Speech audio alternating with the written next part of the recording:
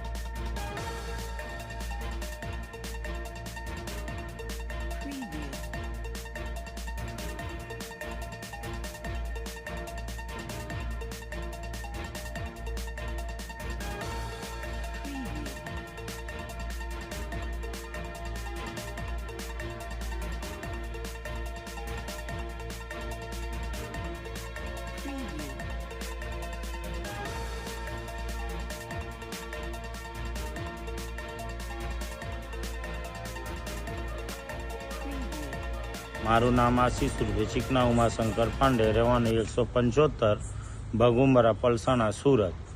હું ધાડના ગુનામાં કડોદરા પોલીસ સ્ટેશનથી લાજપોર સેન્ટર જેલ ખાતે કસ્ટડીમાં હતો, જેમાં મારા જામીન મુક્ત થયેલ હું જેલથી બહાર આવેલો।